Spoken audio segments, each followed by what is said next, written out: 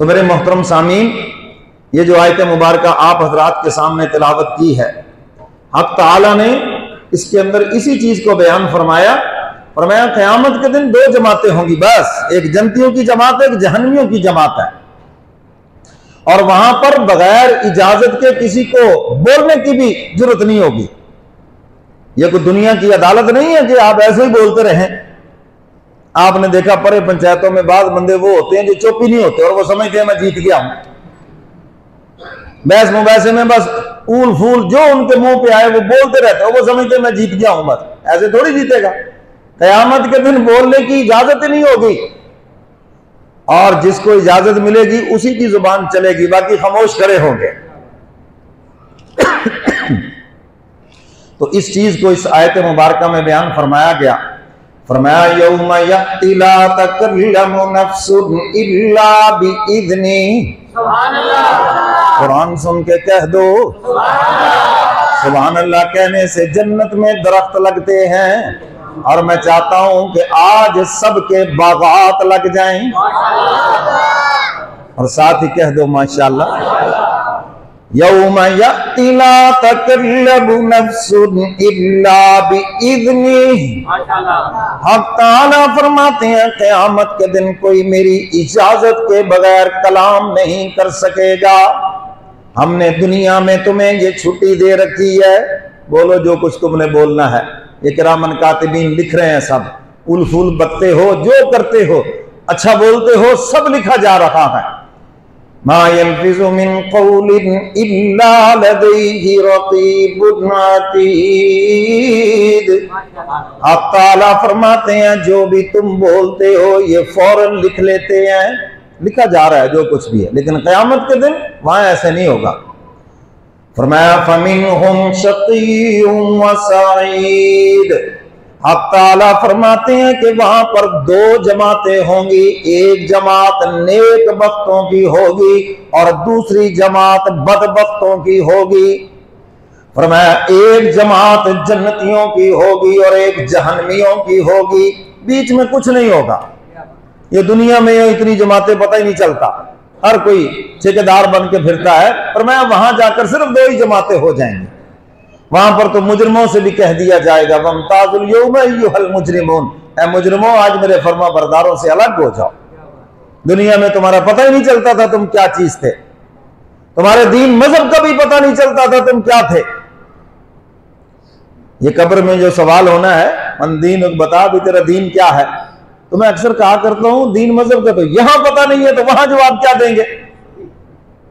क्यों जी, पता ही नहीं है दीन मजहब का क्या चीज है ये, और अपने आप को वो पता नहीं लिबरल किस्म के मुसलमान समझते हैं।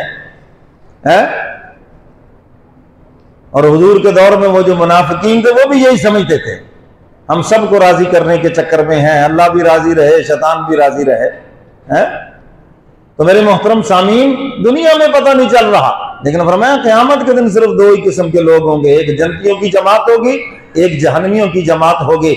अल्लाह हम सबको जन्नतियों की जमात में दाखिल फरमाए। फरमाया फ़अम्मल्लज़ीन शक़ू फ़फ़िन्नार लहुम फ़ीहा ज़फ़ीरुन व शहीक़। हक ताला फरमाते हैं ये जो जहन्नमियों की जमात है, बदबख्त जमात है, ये आग में रहेगी और वहां पर इनका चीखना चिंगाड़ना होगा। चीखेंगे चिल्लाएंगे मगर सब बेकार है, रोएंगे आंसू बहाएंगे सब कुछ करेंगे लेकिन बेकार है। आज वक्त है, आज वक्त, आज खुदा के सामने आंसू बहाओ। आज तुम्हारे एक एक आंसू की कीमत है खुदा के दरबार के अंदर। आज तो एक एक आंसू पे बख्शिश का फैसला है, लेकिन फरमाया वहां कुछ नहीं होगा। फरमाया खालिदीन फीहा मा दामतिस समावातु वल अर्ज़ इल्ला मा शाअ रब्बुक इन्ना रब्बका फ़ाअलुन लिमा युरीद। हक ताला फरमाते हैं ये जहन्नमी हमेशा उसके अंदर रहेंगे, जब तक ये जमीन और आसमां कायम है रहेंगे हमेशा उसी के अंदर। हाँ, तेरा रब जब चाहे उनको निकाल दे, फजल फरमा दे। और एक तबका वो भी होगा जिनको सबसे आखिर में जहन्नम से आजादी मिलेगी, और हदीस मुबारक में है कि यहाँ पेशानी पे स्टैंप लगी हुई होगी, इत्कुम मिनन नार, इनको हक ताला ने आग से आजाद कर दिया है। एक तबका वो भी होगा, फरमाया इल्ला मा, जब तक तेरा रब चाहेगा, और तेरा रब जो चाहता है वही करता है। और आगे जो जनती जमात है उनका भी बता दिया, फरमाया व अम्मल्लज़ीना सुइदू फफिल जन्नह, सब कह दो सुभान अल्लाह। हक ताला फरमाते हैं ये जो नेक वक्त हैं, ये जन्नती जमात हैं, ये हमेशा जन्नत में रहेंगे।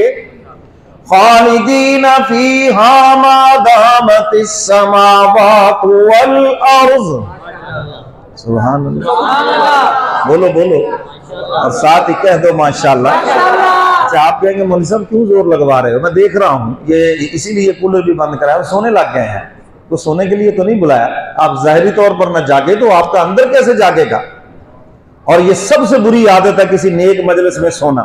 ये जो यहाँ हाथ रख के बैठे हैं, ये छोड़ दें, यहाँ से हाथ छोड़ दें आप। ये यहाँ जो हाथ रख के यूं बैठे हैं ना घुटनों पे, ये आधे सोए हुए हैं, छोड़ दें, अलर्ट होकर बैठे और पूरी तवज्जो से सुने। पूछ सकता हूँ आपसे कि मैंने क्या कहा, फिर इधर उधर देखोगे क्योंकि आप सुन नहीं रहे ध्यान से।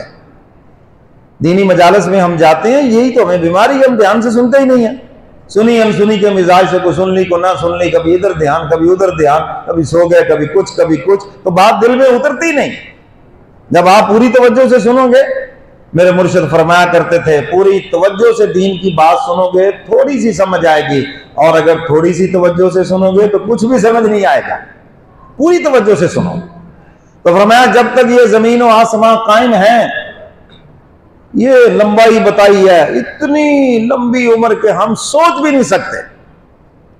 बल्कि एक मिसाल हमारे उस्ताद मोहतरम दिया करते थे, ये जन्नती कितनी देर जन्नत में रहेंगे। उन्होंने कहा ये जो जमीन और आसमान का खला है ना, ये दाने से भर दिया जाए, छोटे छोटे दाने, चलो गंदम से भर दिया जाए, गंदम का मौसम है ना, बात समझ आएगी। और फरमाया कि एक परिंदा 1000 साल के बाद आए और एक दाना उठा के ले जाए, और मैं एक दिन आ जाएगा कि कभी ना कभी ये जमीन और आसमां का खला उस एक परिंदे के 1000 साल के बाद एक दाना उठाने से खत्म खाली हो जाएगा। लेकिन फरमाया कि जन्नत से फिर भी तुम कभी नहीं निकलोगे। इतनी लंबी उम्र है, एक खुदा बादशाही अता फरमाएंगे, अल्लाह हम सबको नसीब फरमाए। हम उसी की तलब में जमा है यहाँ पर। तो मेरे मोहतरम सामीन, क़यामत के दिन ये 2 तरह की जमातें होंगी। अब ये जो 2 तरह की जमातें हैं, तैयार यहीं से होनी है। ये नहीं कि ये सिर्फ वहां जाके बनेंगी और आप समझे जी उसका कोई सदर होगा, कोई जनरल सेक्रेटरी होगा, कोई सेक्रेटरी वो क्या कहते प्रोपेगेंडा होगा, वो खजांची होगा, वो खजाना लेके भाग जाए, है तो कुछ होगा। ऐसा कुछ नहीं होगा भाई। तो फरमाया जो दुनिया में जितनी जमातें हैं, जो कुछ भी हैं, क़यामत के दिन 2 ही जमातें होंगी। और जो 2 जमातें क़यामत के दिन होंगी, मशाइख ने, हजरात उलमाए किराम ने, मुहद्दिसीन किराम, मुफस्सिरीन किराम, कुरान और अहादीस को सामने रखकर उन्होंने उन निशानियों को जमा कर दिया है। अब मैं आपके सामने वो चंद निशानियां बता के बस बात को समेटता हूं। अगर तो आपके अंदर है वो निशानियां तो अल्लाह का शुक्र अदा करे कि या अल्लाह तेरा शुक्र है, चलो उम्मीद लगी है। और अगर हमारे अंदर नहीं है तो उसकी फिक्र करें। क्यों जी, फिक्र करनी चाहिए या नहीं? बोलो भाई, फिक्र करनी चाहिए या नहीं? अगर तो हमारे अंदर है तो भाई शुक्र अदा करें, या अल्लाह तेरा शुक्र है, चलो कोई तो उम्मीद लगी है। हजरात सहाबा इकराम को जब हुजूर बिशारत सुनाते ना कि ये अमल जिसमें वो जन्नती, और जब वो सुनते तो यही कहते शुक्र अल्हम्दुलिल्लाह, चलो अल्लाह ने ये खूबी हमारे अंदर डाल दी। तो आपसे भी यही कहता हूं, अगर वो निशानियां मौजूद है तो अल्लाह का शुक्र अदा करें, और अगर नहीं है तो अभी से फिक्र करें और उनको अपने अंदर पैदा करें।